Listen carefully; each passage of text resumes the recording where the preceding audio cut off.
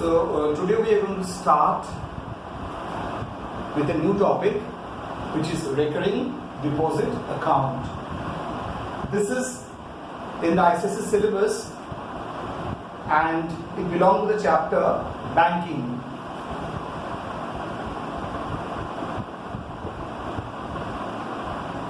We know that in a bank that we can open different kinds of accounts like current account, savings account, and also we have got an account called recurring deposit account.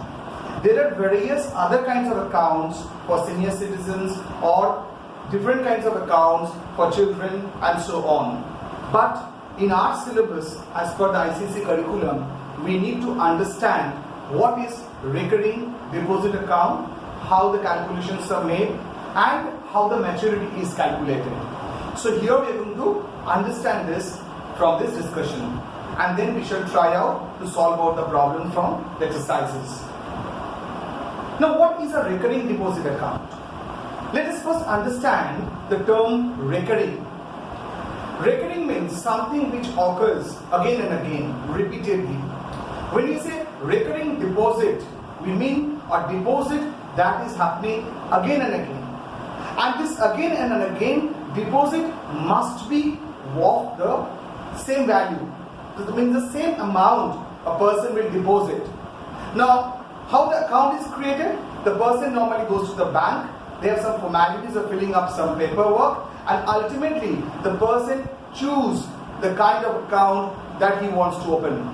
Now, what is the kind of account that the person wants to open? Depends on how much money he wishes to deposit per month and how long the deposit should carry on. Say particularly, a person has his own choice of making this deposit for a certain period of time and the amount of deposit. So these two factors are in the hand of the customer, that how much money will I deposit per month and for how long will I keep this account. One very important thing in this account is that the person at the end of the term, that means the fixed period of time for which the account is made, the person receives a maturity amount. The maturity amount consists of the total deposit that the person has made plus the amount of interest the bank normally pays to him. Now the bank is independent to fix the rate of interest. There are different factors with the help of which the bank fixes the rate of interest, but this rate of interest is normally fixed by the bank, and they tell you at the time of making the account that what is the rate of interest your account will carry. During this course of time, if any change of rate of interest happens in the bank, the account will not get affected with the new rate, because the rate at which the account is created, that rate will be continued all throughout till the end of the term that the person has chosen. So here the two very important facts are, the person is going to deposit a certain amount of money that has been fixed by him for that certain fixed period of time which he or she has chosen for the account to continue, and this fixed amount of money need to be paid to the bank account within a specified date that has been given. Normally, within the first 15 days in the new regulations, the person will have to deposit the money. Recurring deposit account can be opened in post offices and can be opened in any of the nationalized or private sector banks. Now here in this particular chapter, we are going to understand how the interest is calculated by the bank. So if I want to understand the whole concept, we'll see that let us consider a person is making or an account for 1 year and he is going to deposit rupees 100 per month. Then how his money grows in the bank.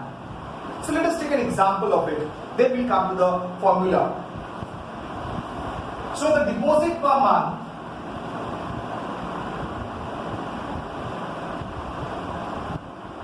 is 100.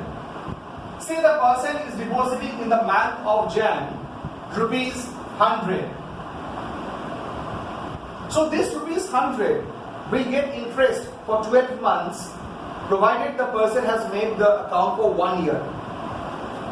So the time is 12 months. So the person will, this rupees 100 that the person deposited in the month of Jan will earn interest for 12 months. In the month of Feb, the person deposits again rupees 100. But this rupees 100 will fetch interest for only 11 months. So in the month of Feb, the total amount of money that the person has deposited is rupees 200. The next, in the month of March, the person again deposits rupees 100, when the total becomes rupees 300, and this 100 is for 10 months, the interest for 10 months, and so on, the person keeps on doing. So here, based on the fact that the whole amount of money is not getting 1 year interest. So the first installment is getting an interest for 12 months. The second installment will get interest for 11 months.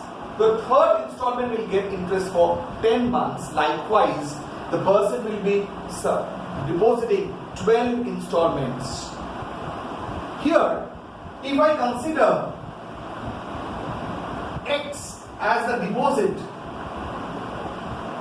per month, we consider N as the number of deposits. Say for example, the person is making an account for 3 years. So he will make 12 into 3, 36 deposits.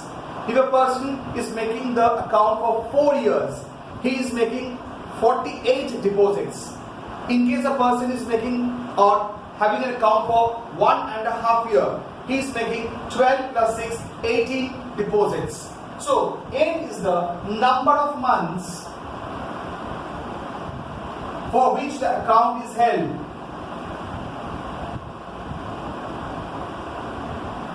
If we consider R% per annum is the rate of interest, as I told you earlier, that the bank is free on some other parts. I mean, they only fix the rate of interest based on some other criteria.